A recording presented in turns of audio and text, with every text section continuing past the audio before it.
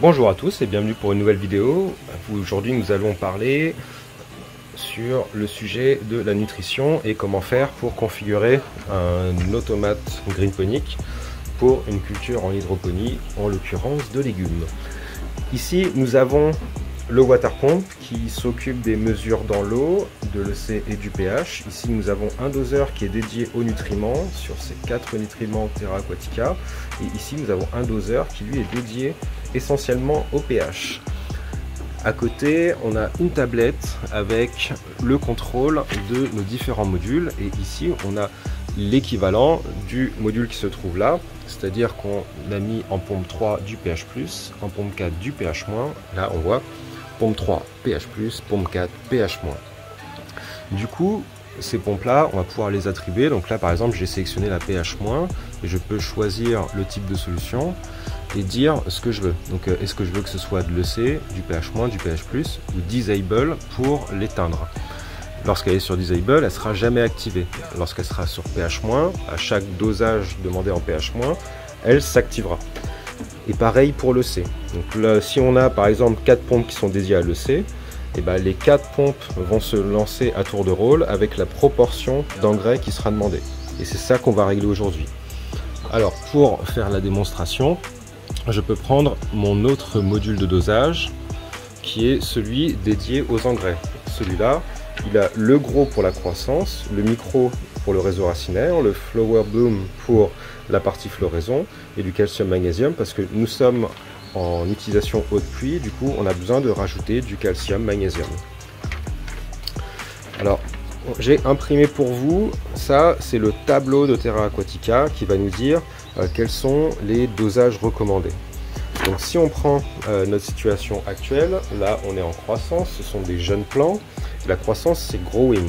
Et on voit que sur le growing, on demande 1,8 ml par litre de gros. Donc je vais maintenant pouvoir l'indiquer dans mon appareil. Moi j'ai mis le gros sur la pompe 1. Donc je vais sélectionner la pompe 1. Et je vais voir les réglages de cette pompe. Cette pompe elle est déjà sur EC, donc on est bon. Si elle était sur disable, il faudrait que je sélectionne EC pour qu'elle soit active. Maintenant, ici on me dit que en growing il faut 1,8 ml par litre. Là dans l'application on demande par 10 litres. Donc on va juste multiplier 1,8 par 10 pour arriver en millilitres pour 10 litres. Et dans notre cas, ça fait donc 18 millilitres par litre. Et là je peux enregistrer la consigne. J'ai une demande de confirmation, je fais OK. Et du coup je vais devoir répéter ce process pour chacun des engrais que je vais utiliser. Le micro, le bloom, et j'ai aussi un dosage spécifique pour le magnésium. Une fois que ça c'est fait, on peut aller dans la vue dédiée au WaterBrain ici.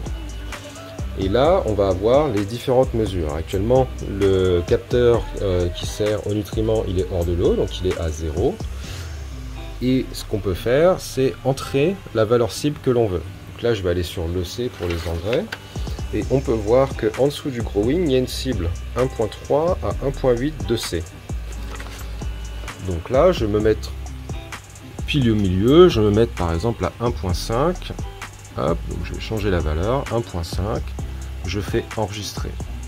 Là, on voit qu'il y a une confirmation. La valeur a bien été prise en compte. Et maintenant, je peux même activer le dosage automatique. Une confirmation comme quoi il est bien actif. Je quitte sur le menu principal. Et là, je vois, bon, elle est en dehors de l'eau, donc forcément, elle va marquer 0. Mais on voit que le système doit monter son EC pour atteindre la cible d'1,5. Et ça sera exactement la même logique avec le pH. Donc je vais désactiver le dosage automatique parce que, en l'occurrence, ça ne me sert à rien. Hop. Et sur le pH, pareil, donc on va avoir cette notion de dosage automatique, cette notion de cible, où on va être le cible en pH.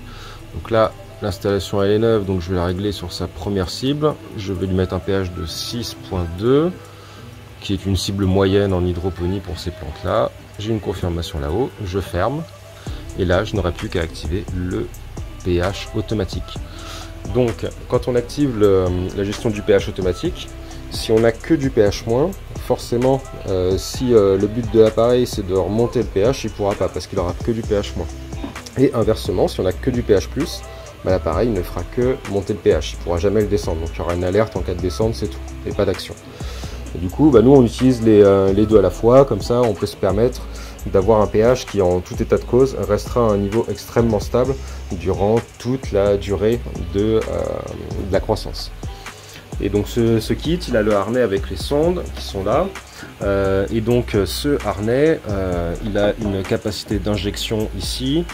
Et cette injection, elle marche lorsqu'on allume lorsque la pompe externe s'allume. C'est-à-dire que lorsque vous allez faire un dosage en engrais, lorsqu'il va se faire automatiquement, la petite pompe de dosage va d'abord s'allumer pour injecter l'engrais nécessaire. La pompe externe va pousser cet engrais dans le harnais et le faire revenir dans le bac à forte pression.